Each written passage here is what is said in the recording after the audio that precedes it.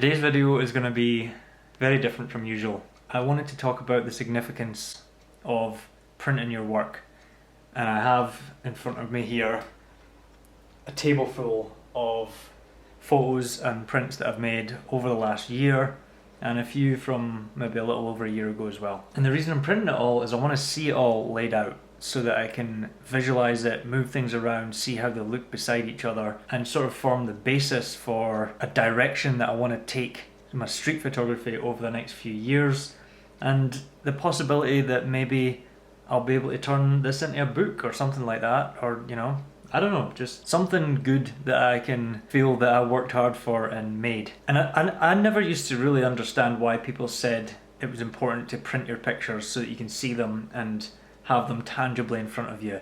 And some photographers, like older photographers, would say it completes the process. Your images don't really exist until you've printed them. And with the ease of looking at your pictures nowadays and reviewing them on a computer or on your phone, it's easier than ever to not bother to print them because you can look at them digitally. But there's something different, something tangibly different, is like just holding them, feeling them and moving around. It's different. As an example, I would never have put a lot of these pictures together. So here I've got a picture with a dog and one with a moped in the background, but the light is kind of similar in the frame and they sort of go together in some sort of way. And there's one here where there's a guy, a window washer that's like abseiling down off a building, and this picture below it has a skater kid who's doing like a wall ride off this like pillar, and they're both kind of suspended in midair. Or there's these two pictures, or three, maybe even these four pictures that have a similar shape cutting through the middle of the frame that sort of splits the frame in two. I've got a couple that are in the exact same spot but with different light and a very different composition, but what gives it away is the flags that are hanging from above. So these were both taken during the fall because they're in fall colours, but they have that same place. And even this one down here, there's a different location, but they've maybe not too far from each other, but they have that same feeling where the frame has this like etched out part of light with some silhouettes in it. And just finding little similarities and things. There's probably many more uncommon ones, and I'm maybe not even the best person to try and sequence this myself because it's my own work. Over time, when this builds into a bigger portfolio, I'll likely have some friends look at it and maybe ask some people that are better than me, or higher, more accomplished than me, maybe that have sequenced a book before, for some help if I have that network available. Shitballs, this isn't, my microphone's not recording. Maybe I'll use the onboard audio.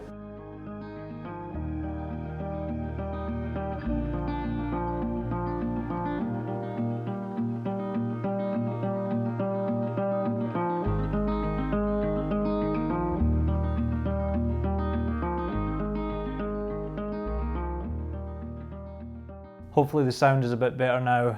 I think this picture frame cutting off my head might be a bit annoying, but I don't want to reset the camera, so sorry, bear with me. Another thing that I wanted to talk about was why I make POV videos. Making them, as I've built a small following over the last few years of doing it, has gave me more motivation to go out and shoot more, and as a result I have become a better photographer through the practice of going out to shoot more. My vision has developed more. I know more about what kind of cameras that I like or what I want. I know more about the focal lengths that I like. I did shoot longer to start with. I thought that I wanted that Sol lighter style. I changed quite a bit, and now generally I'm shooting between 35 and 28 because they're fairly similar. I go to the X100V because I think it's my favourite camera that I have, and it's 35mm, but I also have the Ricoh GR, which is 28, and the GR is a close second for my favourite, just because it's so pocketable and I can carry it anywhere, anytime, and that's what I do. Instead of my phone camera, I have the GR with me at all times, and if I forget it, I realise after I've left the house and I feel a little bit naked the whole time because I know I have my phone as an option, but without something that I like to use, I tend not to feel like I have a camera.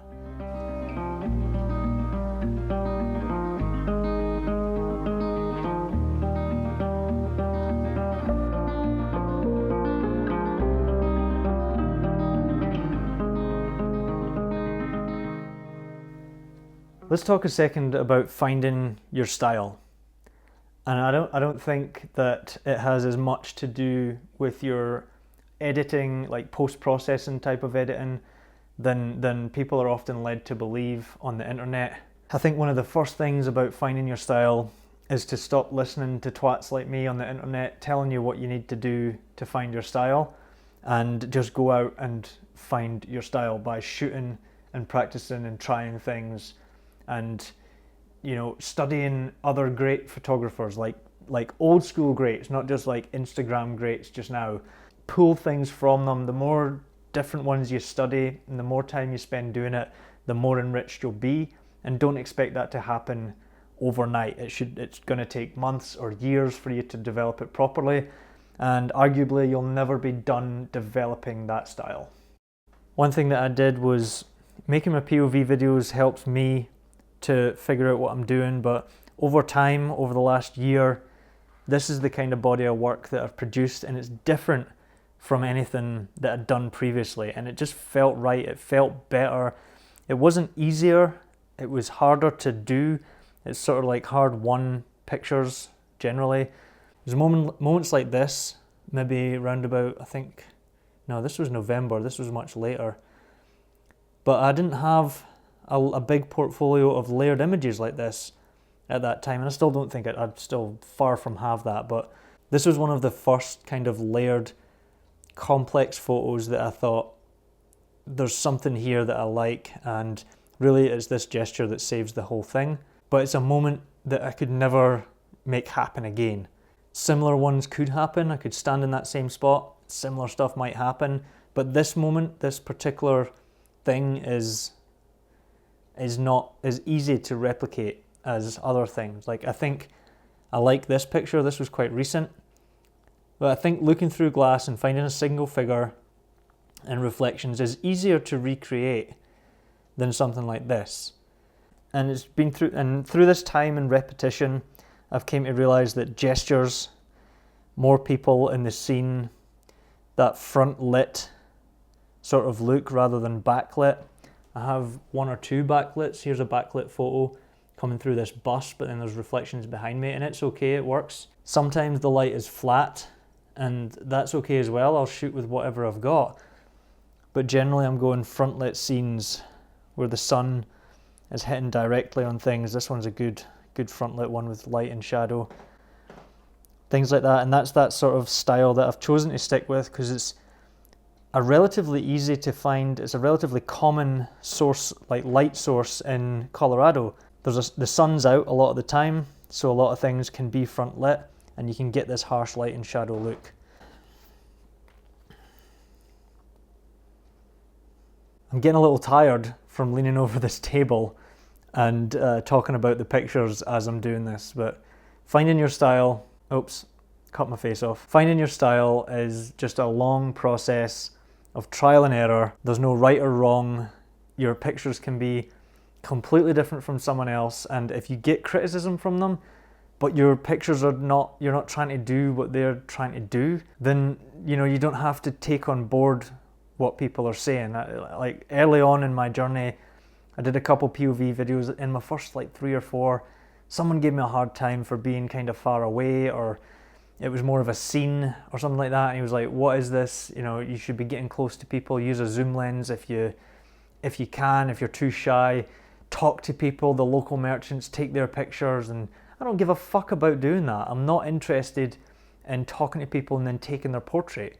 Maybe if I was trying to photograph what they were doing, like I am in this photo, where these people were kind of performing on the street and they looked really cool, so it was worth talking to them and saying, what we're doing, asking what they're doing, tell them we'll send them the photos, and getting pictures of them like this. These were great, and in these cases, getting that acceptance is good, but they went back to being candid and doing what they were doing, and neither of those two photos were set up. So I think this is still recording good. I think I'm done. I think I've got a bit of a headache from talking so much today. I probably cut a lot of this out. So yes, thank you if you're still watching, you're a legend. Thank you for sticking with it and just letting me ramble through this. I'm going to tidy these up before I have to go and bring my wife home. So anyways, I think I will end it there. Thank you very much for watching. Thank you for sticking with it. Like and subscribe if you haven't already. There's probably anybody that got this far is already a subscriber, let's be honest. Drop me a comment, let me know what you thought, and I'll see you in the next video. Cheers.